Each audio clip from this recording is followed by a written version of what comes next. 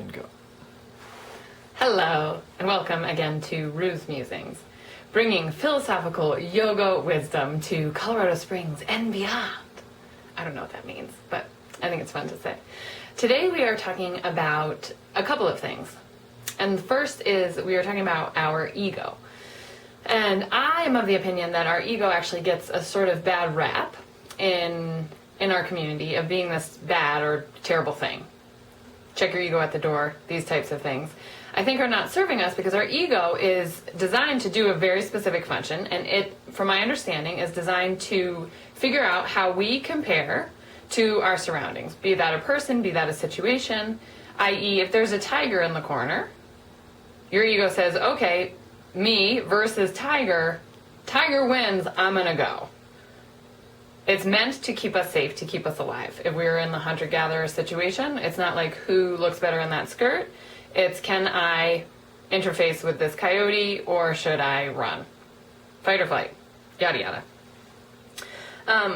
What has happened, in my opinion, about and around our egos in our American culture is that we are just so out of balance. That 99.8% of everything we do, say, think in our lives is I, me, mine, is seen or heard through that prism. I like this, I don't like this, me, my, mine. All just entirely. You guys catch on, because that's how almost everyone I know lives. It's my understanding that other cultures around the world do not live I, me, mine exclusively. There's a little bit more connection, a little bit more empathy, a little bit more community-based than we are here in America.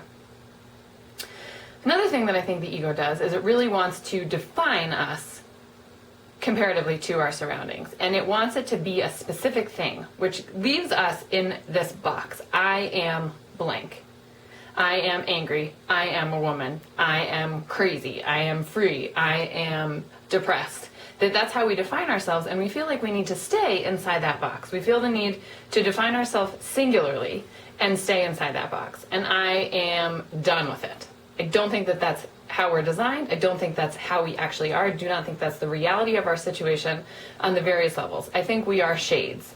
I think we are creative. I think we are technicolor. I don't think we are ever one thing. And yet we're trying all the time to fit inside that one thing.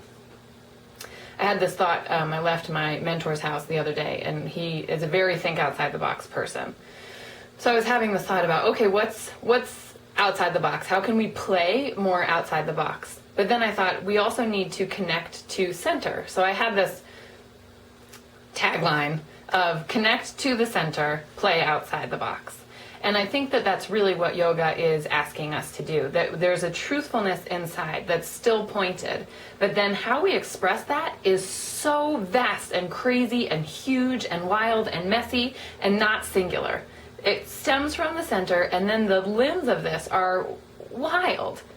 Case in point, in a yoga practice, we come onto a little bizarro sticky mat, rectangle thing, make all these shapes in our bodies. Within those shapes, each of us have different strengths and weaknesses, and within all those shapes, within our strengths and weaknesses, day to day, the practice is different.